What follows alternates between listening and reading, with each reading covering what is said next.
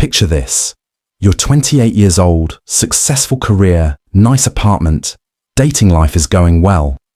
Then suddenly, every conversation with family becomes about when you're going to settle down. Your friends are dropping off one by one, trading their Saturday nights for diaper duty and mortgage payments. Society is practically screaming at you that marriage is the ultimate goal, the finish line of adult achievement. But here's what nobody wants to tell you. The modern marriage landscape has fundamentally changed, and the rules your grandfather played by might actually destroy your life today. What I'm about to reveal will challenge everything you've been taught about marriage, commitment, and what it means to be a successful man in the 21st century. This isn't about being anti-marriage or pro-marriage. This is about understanding the psychological, financial, and social realities that every man faces when making the biggest decision of his life. Whether you're single, dating, engaged, or even already married, the insights in this analysis will fundamentally shift how you view romantic commitment. I've spent years researching marriage statistics, divorce rates, psychological studies, and the lived experiences of thousands of men across different age groups and socioeconomic backgrounds. What I discovered was shocking. The fairy tale narrative that society sells about marriage bears almost no resemblance to the statistical reality that most men experience. But more importantly, I've identified the specific warning signs and decision-making frameworks that separate the men who thrive in marriage from those who get completely destroyed by it. Here's what we're going to cover. First, I'm going to break down the brutal mathematics of modern marriage, the success rates, the financial implications, and the psychological costs that nobody talks about in polite conversation. Second, we'll examine the fundamental shifts in how marriage functions today versus how it worked for previous generations. Third, I'll reveal the specific red flags that predict marital disaster with frightening accuracy. And finally, I'll give you a strategic framework for making this decision based on logic rather than emotion or social pressure. But before we dive deep, let me be crystal clear about something. This analysis is going to be uncomfortable. It's going to challenge beliefs that have been programmed into you since childhood. Some of you will want to dismiss this information because it conflicts with what you want to believe about love and relationships. But here's the thing. Your feelings about marriage don't change the statistical realities of marriage. Your romantic ideals don't alter the legal and financial consequences of signing that contract. And your desire for companionship doesn't eliminate the psychological risks involved in modern matrimony. The men who make the best decisions about marriage are the ones who can separate emotion from analysis, who can look at data without letting their feelings cloud their judgment. These are the men who either create extraordinary marriages or avoid devastating ones. The choice you make here will impact every aspect of your life for decades to come. Your financial future, your mental health, your career trajectory, your relationship with your children, and your overall life satisfaction all hinge on understanding what I'm about to tell you. Let's start with the numbers that will shock you. When people talk about marriage success rates, they love to throw around that famous statistic, about 50% of marriages ending in divorce. But that number is misleading because it obscures the more disturbing trends underneath. First marriages have approximately a 40 to 50% failure rate. But here's what they don't tell you. The divorce rate has been declining not because marriages are getting stronger, but because fewer people are getting married in the first place. The people who are choosing marriage today are either more selective or more desperate, and the data suggests it's often the latter. More revealing than divorce rates are what researchers call marital satisfaction studies. These examine how happy people actually are within their marriages, regardless of whether they stay together. The results are startling. According to multiple longitudinal studies, marital satisfaction follows a predictable pattern. It starts high during the honeymoon phase, drops dramatically after the first child, continues declining through the child-rearing years, and only recovers slightly after children leave home. This means that for roughly 20 years of a typical marriage, Both partners are statistically likely to be less happy than they were when single. But here's where it gets really dark for men specifically. While both genders experience declining marital satisfaction, the psychological and physical health impacts affect men more severely. Married men report higher levels of stress, lower levels of personal freedom, and decreased satisfaction with their social lives compared to their single counterparts. They're also more likely to experience weight gain, decreased physical fitness, and what researchers call emotional flatlining, where they become less expressive and emotionally engaged over time. The financial mathematics are even more brutal. The average wedding costs over $30,000, which is just the beginning. Married couples typically spend 20 to 30% more on housing, food, and lifestyle expenses than single individuals. But the real financial danger comes from divorce. When marriages fail, men lose an average of 50% of their assets, plus ongoing alimony and child support obligations that can extend for decades. I've seen men who were millionaires at 45 living in studio apartments at 50 because their divorce settlements destroyed their financial foundation. Consider this carefully. You're essentially signing a contract where success is statistically unlikely. The experience is proven to reduce your happiness and health, and failure results in financial devastation. From a pure risk-reward analysis, marriage represents one of the worst deals available to modern men. Yet society continues promoting it as the ultimate achievement and the key to masculine fulfillment. The psychological programming around marriage starts early and runs deep. From childhood, boys are taught that finding a wife and starting a family represents the pinnacle of adult success. This programming comes from parents, schools, media, and religious institutions. It's so pervasive that most men never question whether marriage actually serves their interests, or if it's simply serving the interests of others who benefit from male commitment and resource allocation. Think about who profits when men get married. The wedding industry generates hundreds of billions of dollars annually. The housing market depends on couples buying larger homes. The consumer economy relies on married couples spending more on everything from cars to furniture to vacations. Even the government benefits through tax structures that often penalize single people while providing married couples with financial advantages. Everyone has a vested interest in convincing you that marriage is not just desirable, but necessary for a complete life. But what if the opposite is true? What if marriage, as it exists today, is actually designed to serve everyone's interests except yours? What if the pressure to marry comes not from your genuine desires, but from a complex system that requires your compliance to function effectively? The modern marriage contract bears almost no resemblance to the marriages of previous generations. 50 years ago, marriage was a clear partnership with defined roles, mutual obligations, and social structures that supported its success. Men provided financial stability and protection. Women provided domestic support and childcare. Both roles were respected, necessary, and socially reinforced. Today's marriages operate under completely different rules, but most people don't understand this shift. Modern wives are expected to pursue careers and personal fulfillment, which means they're less available for traditional domestic responsibilities. Yet men are still expected to be primary providers while also taking on domestic duties that were previously handled by their wives. The responsibilities have doubled for men, while the benefits have been systematically eliminated. Simultaneously, the social and legal structures that once protected marriage have been dismantled. Divorce has been normalized and simplified. No-fault divorce laws mean that either party can terminate the marriage for any reason or no reason at all. The person initiating the divorce often receives financial rewards rather than penalties. This creates a situation where marriage offers all of the obligations, with none of the security that made those obligations worthwhile. Perhaps most importantly, the fundamental nature of female attraction and commitment has changed in response to economic independence and social liberation. Women no longer need men for financial security or social status.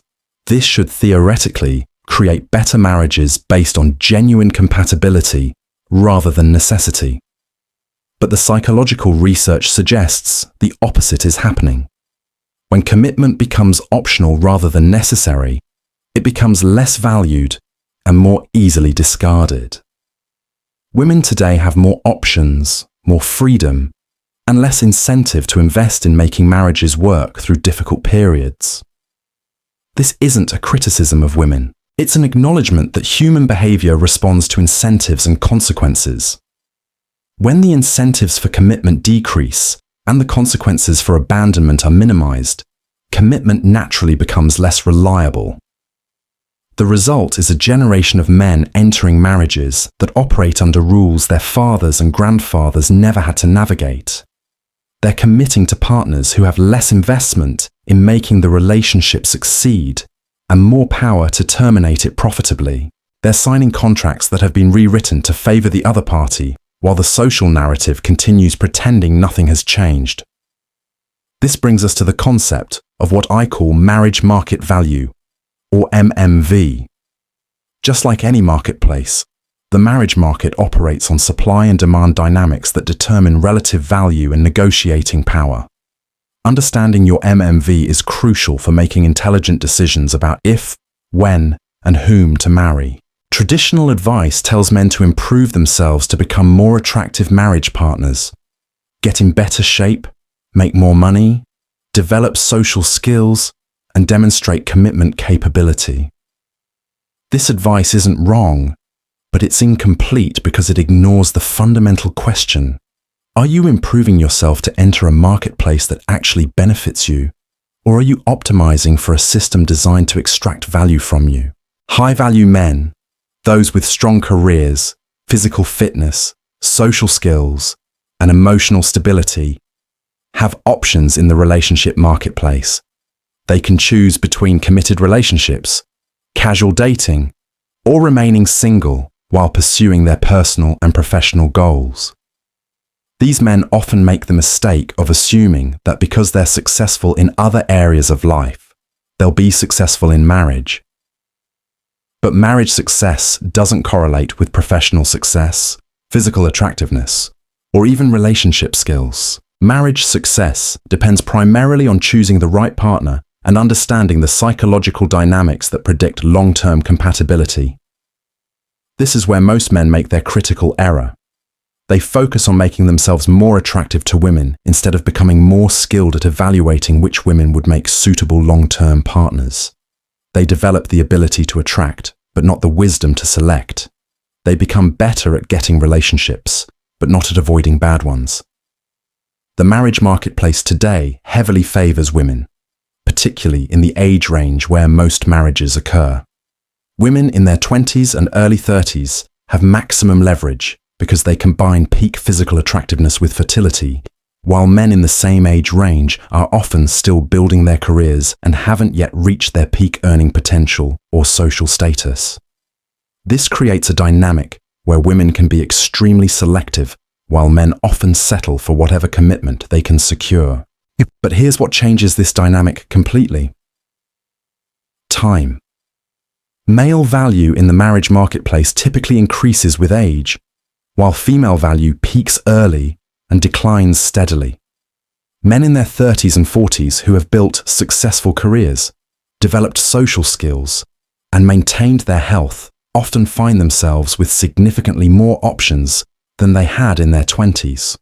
Meanwhile, women in the same age range face increasing pressure as their fertility declines and competition increases from younger women.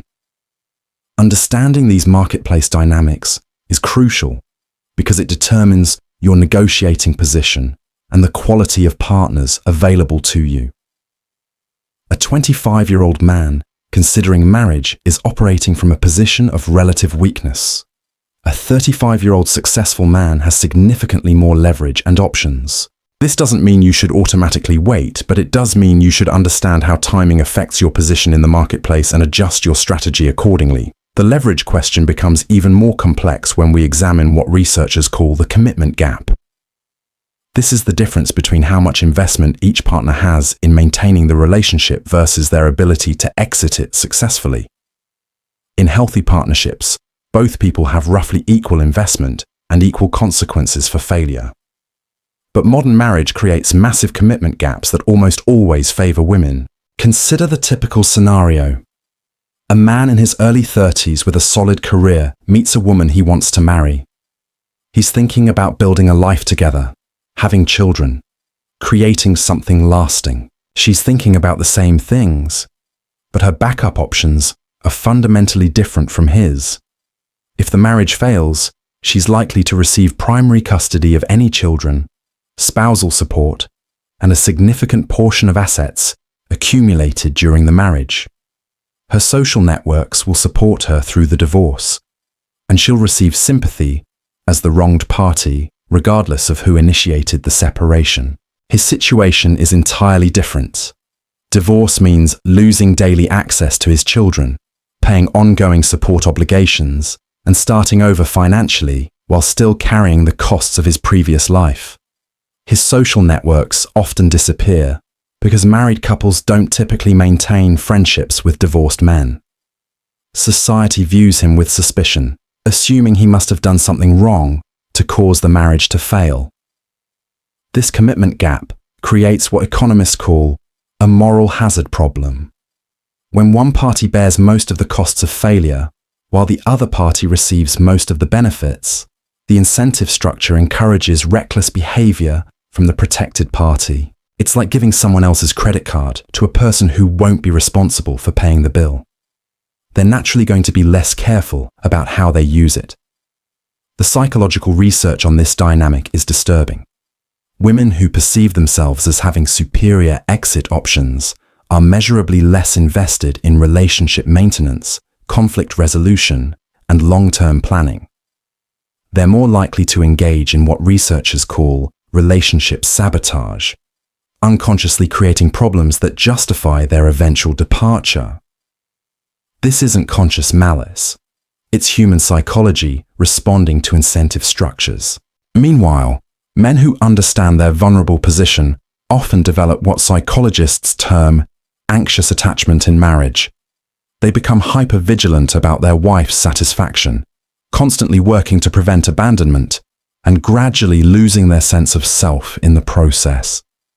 This anxious energy is deeply unattractive and often becomes a self-fulfilling prophecy that drives their wives away. The most successful marriages occur when both parties have roughly equal investment and equal consequences for failure.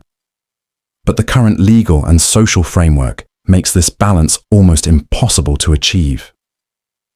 Understanding this reality is crucial for any man considering marriage, because it explains why so many relationships that seem solid suddenly collapse without warning. Let me introduce you to what I call the satisfaction paradox. This is one of the most counterintuitive aspects of modern relationships, but understanding it could save you from years of confusion and heartbreak. The paradox works like this: the more effort you put into making your wife happy, the less happy she becomes. The more you sacrifice for the relationship, the less she values the relationship. The more you demonstrate your commitment, the more she questions whether you're worth committing to. This sounds backwards because we're taught that relationships require effort, sacrifice, and dedication. These things are true, but they work differently than most people understand. Effort and sacrifice create value when they're reciprocal and when they're respected. But when one person does all the giving while the other does all the taking, the dynamic becomes toxic for both parties. The giver develops resentment because their efforts aren't appreciated or reciprocated. The taker develops contempt because they interpret excessive giving as weakness or desperation. What started as love and generosity transforms into a dysfunctional cycle that destroys attraction and respect on both sides. This paradox explains why many men report that their marriages became less satisfying as they tried harder to be good husbands. They increased their effort while their wives decreased their appreciation. They sacrificed more while receiving less in return. They demonstrated more commitment while their wives became more distant and critical. The solution isn't to become selfish or withholding. The solution is to understand that healthy relationships require boundaries, reciprocity, and mutual respect. When you give without limits, you teach people to take without appreciation. When you accept poor treatment to avoid conflict, you guarantee that poor treatment will continue and escalate. But here's what makes this particularly dangerous in marriage. The legal and social framework makes it extremely difficult to enforce boundaries or demand reciprocity once you're legally committed. Dating relationships naturally maintain some balance because either party can leave relatively easily. Marriage removes this natural check on poor behavior and often enables the worst tendencies in both partners. The women who make the best wives understand this dynamic instinctively. They maintain their own interests, respect their partner's boundaries, and contribute actively to the relationship's success. These women are increasingly rare because modern culture teaches women that marriage should serve their needs without requiring equivalent contribution from them. Now let's examine the specific red flags that predict marital disaster with mathematical precision. These warning signs aren't just relationship problems. They're statistical predictors of divorce, infidelity, and long-term unhappiness. Learning to recognize them early can save you from years of misery and financial destruction. The first category involves what researchers call entitlement indicators. These are behaviors that reveal a fundamental belief that she deserves special treatment without providing equivalent value in return. Watch for women who expect expensive dates but never reciprocate, who demand your time and attention but aren't available when you need support, or who feel entitled to make major decisions about. Entitlement indicators often appear during the early stages of dating when most people are on their best behavior. A woman who displays entitlement while trying to win your commitment will your shared future without considering your preferences. Become exponentially more demanding after securing it.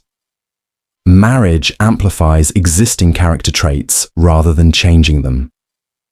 The second category involves conflict resolution patterns. How a woman handles disagreements, stress, and disappointment reveals everything about her character and her suitability for long-term partnership. Healthy women address problems directly, take responsibility for their contributions to conflicts, and work towards solutions that benefit both parties. Unhealthy women use manipulation, emotional blackmail, and punishment to get their way during conflicts. They blame you for their feelings, refuse to take responsibility for their actions, and escalate minor disagreements into major battles.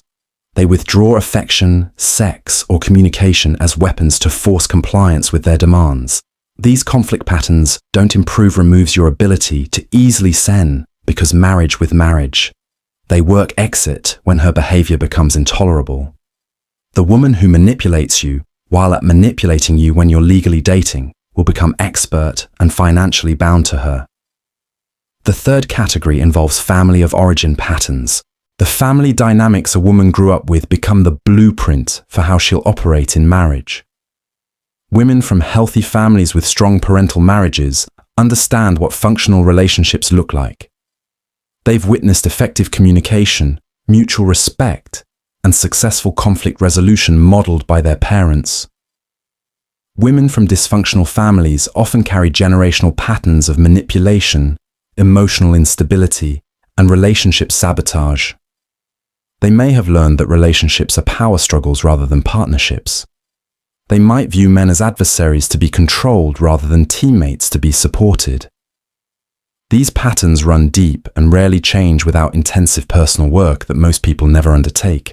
Pay attention to how she talks about her father. Women with healthy relationships to their fathers tend to respect masculine authority and appreciate male contributions. Women who hate their fathers or describe them as worthless often transfer that resentment to every man they encounter. They may be temporarily attracted to you, but they're psychologically programmed to eventually despise masculine traits. The fourth category involves what I call investment asymmetry. This occurs when one person consistently invests more time, energy, money, and emotional resources into the relationship than the other. Healthy relationships naturally fluctuate in terms of who's giving more at any particular moment, but the overall balance should be roughly equal over time. Women who demonstrate investment asymmetry early in dating will amplify this pattern in marriage. They'll expect you to plan and pay for dates while contributing minimal effort themselves. They'll demand your time and attention while being unavailable when you need support. They'll create financial obligations for you while protecting their own resources. This asymmetry reveals something crucial about her character and her view of relationships.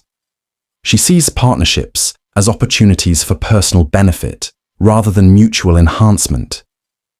She believes her presence is sufficient contribution, while you must earn your place through continuous effort and resource expenditure. The fifth category involves social media and attention-seeking behaviors. While social media usage itself isn't necessarily problematic, certain patterns reveal deep character flaws that predict marital disaster. Women who require constant validation from strangers online are psychologically unsuitable for committed relationships. Watch for women who post provocative photos designed to attract male attention, who maintain active communication with multiple male admirers, or who seem more invested in their online persona than their real-world relationships. These behaviors indicate that her need for external validation supersedes her commitment to exclusive partnership. The attention-seeking pattern becomes particularly toxic in marriage because it never stops. She'll continue seeking validation from other men regardless of how much attention you provide. Her social media activity will create ongoing conflict and suspicion.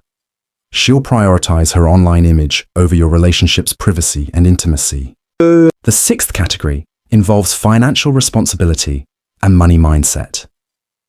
A woman's relationship with money reveals everything about her character, her values, and her suitability for long-term partnership.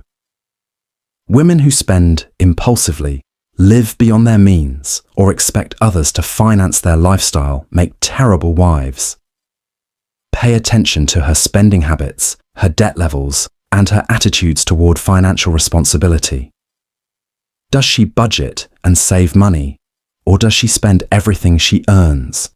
Does she expect you to pay for everything, or does she contribute proportionally to her income? Does she understand the value of money, or does she treat it as an unlimited resource? Financial irresponsibility doesn't improve with marriage. It escalates because she gains access to your resources while maintaining her spending habits. The woman who can't manage her own finances will destroy yours given the opportunity. Marriage legally entitles her to make financial decisions that affect both of your futures. The seventh category involves what researchers call future orientation. This measures her ability to delay gratification, make long-term plans, and sacrifice present comfort for future benefits. Women with strong future orientation make excellent wives because they understand that building something valuable requires patience and sustained effort. Women with poor future orientation live for immediate gratification and struggle with any form of delayed reward. They want marriage benefits without marriage investment. They expect instant happiness without working through difficult periods. They abandon long-term goals when faced with temporary obstacles. This orientation becomes crucial during the inevitable challenges that every marriage faces. Financial stress, health problems, career changes, and family conflicts require couples who can maintain long-term perspective while navigating short-term difficulties. Women without future orientation abandon ship the moment things get tough. The eighth and final category involves what I call respect indicators. This measures her ability to acknowledge your value, appreciate your contributions, and treat you with basic human dignity. Women who respect men make good wives. Women who fundamentally disrespect masculine traits make terrible partners, regardless of their other qualities. Watch how she talks to service workers, how she treats people who can't benefit her, and how she responds when you set boundaries or express disagreement. Does she acknowledge your perspective even when she disagrees? Does she thank you for your efforts and contributions? Does she speak about you positively to others? Disrespect patterns always escalate in marriage because the legal commitment removes your ability to easily exit when her behavior becomes intolerable. The woman who occasionally disrespects you while dating will consistently disrespect you after marriage. She'll dismiss your opinions, mock your concerns, and treat you like a servant rather than a partner. Now let's examine the strategic framework for making marriage decisions based on logic rather than emotion. This framework will help you evaluate whether marriage serves your interests, and if so, how to structure it for maximum success and minimum risk. The first element involves honest self-assessment. Before considering marriage, you need to understand your own motivations, goals, and psychological patterns. Why do you want to get married? What do you expect marriage to provide that you can't get from other relationship structures? How do you handle conflict, commitment, and compromise? Many men pursue marriage for the wrong reasons. They want to cure loneliness, gain social approval, or fulfill family expectations. These motivations virtually guarantee marital failure because they're using marriage to solve problems that marriage can't solve. Marriage doesn't cure psychological issues or provide external validation. It amplifies whatever psychological state you bring to it. The second element involves market timing analysis. As we discussed earlier, your value in the marriage marketplace changes significantly over time. Men who marry in their early 20s often accept poor deals because they lack options and experience. Men who wait until their 30s typically have more leverage and better partner selection. But timing isn't just about age. It's about life circumstances, career trajectory, and personal development. Are you financially stable enough to handle marriage costs and potential divorce consequences? Have you developed the psychological maturity to maintain your identity within a committed relationship? Do you have clear life goals that marriage would enhance rather than compromise? The third element involves comprehensive partner evaluation, using the red flag categories we discussed. This isn't about finding the perfect woman. It's about identifying women whose character traits predict marital success rather than disaster. You're looking for patterns of behavior that indicate she can be a genuine partner rather than a beautiful burden. Most men evaluate potential wives based on attraction, compatibility, and emotional connection. These factors matter, but they're insufficient for predicting long-term success. You need to analyze her character, her family background, her financial responsibility, her conflict resolution patterns, and her respect for masculine authority. The fourth element involves risk mitigation strategies. If you decide that marriage serves your interests, how can you structure it to minimize risks while maximizing benefits? This might involve prenuptial agreements, careful asset protection, or choosing to live in states with more favorable divorce laws. But risk mitigation goes beyond legal protections. It includes maintaining your own interests, friendships, and goals within the marriage. It means establishing boundaries early and enforcing them consistently. It requires building the kind of relationship where both parties benefit from success and suffer from failure. The fifth element involves exit strategy planning. This sounds unromantic, but it's essential for making rational decisions about marriage. What would happen if the marriage failed? How would divorce affect your finances, your children, and your life goals? Do you have the resources and support systems to survive marital dissolution? Planning for failure doesn't cause failure. It allows you to make better decisions about risk tolerance and partner selection. Men who understand the potential costs of divorce make more careful choices about marriage timing and partner evaluation. The final element involves what I call the optionality principle. This means maintaining alternatives throughout your life so that marriage remains a choice rather than a necessity. Men who build fulfilling single lives make better husbands because they're choosing partnership rather than escaping loneliness. This principle requires continuous self-development, maintaining social connections outside marriage, and building financial independence that doesn't depend on dual incomes. When marriage is optional rather than necessary, you can engage in it from a position of strength rather than desperation. But here's what most men miss about the optionality principle. It's not just about having alternatives. It's about being the kind of man who attracts quality women and maintains their respect throughout the relationship. Women are attracted to men who have options because those men demonstrate value and confidence. When you build a life so compelling that marriage is optional, you naturally attract women who want to add value to that life rather than extract it. These are the women who make excellent wives because they understand they must contribute to maintain access to a high-value man. This creates a positive cycle where your independence and success attract better partners who in turn make marriage more rewarding, which enhances your life satisfaction and continues attracting quality people. But this cycle only works when you maintain your standards and refuse to accept poor treatment regardless of your feelings for any individual woman. Understanding these dynamics completely transforms how you approach marriage decisions. Instead of asking whether you should get married, you start asking whether any specific woman has demonstrated the character traits that predict marital success. Instead of hoping marriage will improve your life, you build such a compelling life that marriage becomes one possible enhancement among many. This shift in perspective is powerful because it puts you in control of your relationship outcomes rather than leaving them to chance, emotion, or social pressure. You become the selector rather than the selected. You evaluate rather than audition. You choose based on evidence rather than hope. But implementing this framework requires something that most men struggle with: the willingness to walk away from relationships that don't meet your standards, even when you have strong feelings for the woman involved. This is perhaps the most difficult aspect of intelligent marriage decision-making because it requires prioritizing long-term interests over short-term emotions.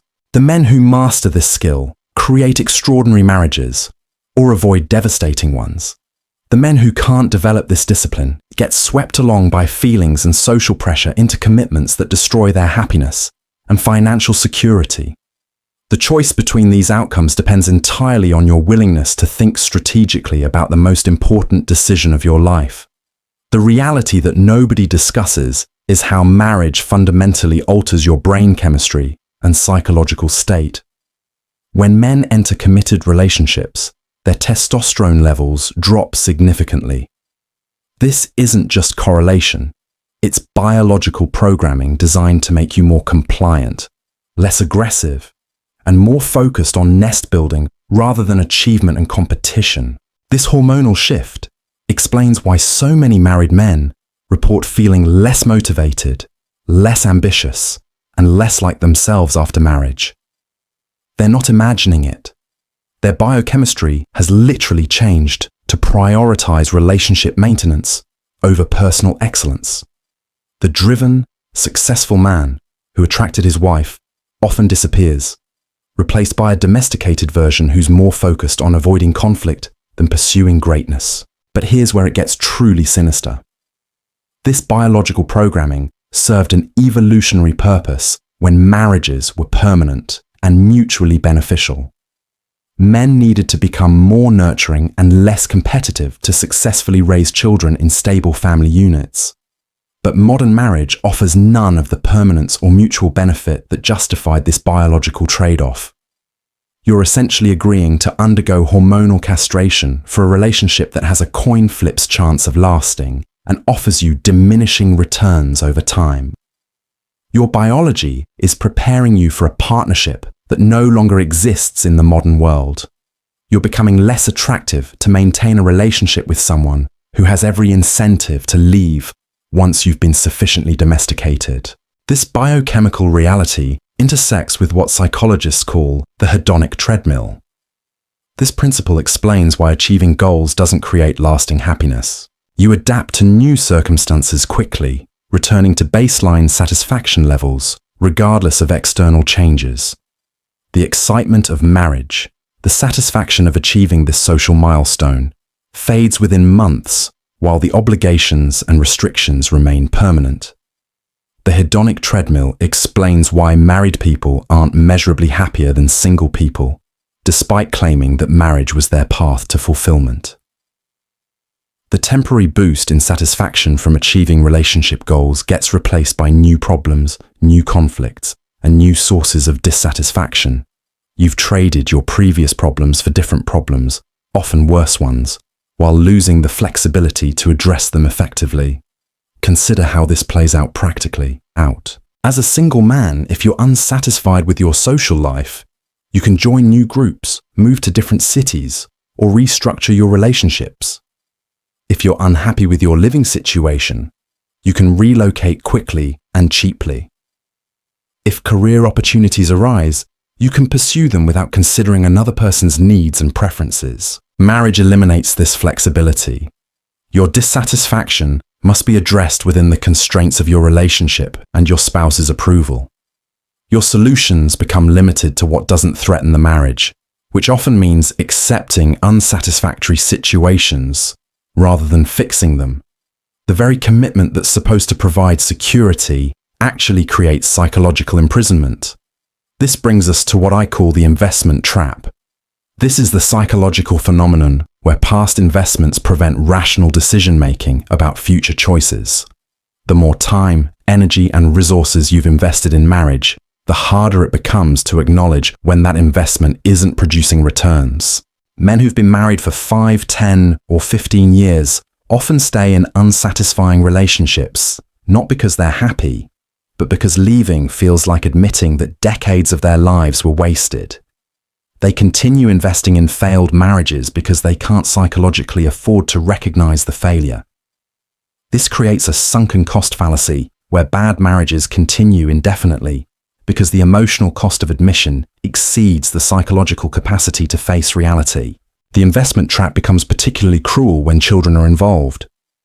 Men convince themselves they're staying for the kids, but research consistently shows that children from high conflict intact marriages have worse outcomes than children from amicable divorces. The kids become hostages in a psychological prison where everyone suffers but no one can acknowledge the suffering. Meanwhile, the years tick by. Career opportunities are missed because they would disrupt family stability. Personal goals are abandoned because they conflict with domestic obligations. Social connections fade because married life doesn't accommodate single friendships. The man who could have built something extraordinary settles for suburban mediocrity because that's what marriage demanded. This isn't speculation or theory. These are the lived experiences of millions of men who followed the traditional script and discovered that the script was written by people who profit from male compliance, not male flourishing. The wedding industry, the real estate market, the consumer economy, and even the government all benefit when men commit their resources to family obligations rather than personal achievement. But perhaps the most devastating aspect of modern marriage is how it weaponizes your own virtues against you. Your loyalty becomes a chain that keeps you bound to disloyal partners. Your sense of responsibility becomes a burden that others exploit without reciprocating. Your desire to provide and protect becomes a license for others to consume your resources without gratitude or limits. The better man you are, the more vulnerable you become to marital exploitation. The men who make the worst husbands, those who are selfish, unreliable, and emotionally unavailable, often have better marriages because their wives can't take their commitment for granted. They must continuously earn attention and affection rather than assuming it's permanently secured. This creates a perverse incentive structure where virtue is punished and selfishness is rewarded within marriage. The devoted husband gets taken for granted while the distant husband gets pursued. The responsible provider gets criticized while the unreliable partner gets excused. The system literally trains women to disrespect good men and chase bad ones. The choice before you isn't really about marriage at all. It's about whether you'll live your life according to your own values and interests, or whether you'll surrender your agency to social expectations and biological programming that no longer serves your best interests. The statistics don't lie. The psychological research is clear. The financial risks are documented. The legal framework is stacked against you. Yet millions of men continue walking into this arrangement because they've never been given permission to think strategically about the most important decision of their lives. Your ancestors didn't have these choices. They lived in societies where marriage was economically necessary, socially mandatory, and legally permanent. The trade-offs made sense within that context. But you live in a different world with different rules and different possibilities. You have options they never had. You can build wealth, travel the world, pursue your passions, and create meaningful relationships without signing a contract that gives someone else the power to destroy everything you've built. The men who understand this reality aren't bitter or broken. They're liberated. They've seen through the programming and chosen freedom over false security. They've prioritized their own development over social approval. They've built lives so compelling that marriage becomes optional rather than necessary, which paradoxically makes them more attractive to the rare women who would actually make good wives. This doesn't mean avoiding love, companionship, or even long-term commitment. It means approaching these things from a position of strength rather than desperation, with clear boundaries rather than unlimited sacrifice, and with full awareness of the risks rather than naive optimism about outcomes you can't control. The strongest position you can take is building such an extraordinary life that losing access to it becomes the worst possible outcome for anyone who wants to be part of it. When you become the prize rather than competing for one, when your standards become non-negotiable rather than flexible, when your happiness depends on your own choices rather than someone else's approval, you transform from a potential victim into an empowered man who makes conscious decisions about his own future. Your life is too valuable to gamble on arrangements designed to benefit everyone except you. Choose wisely.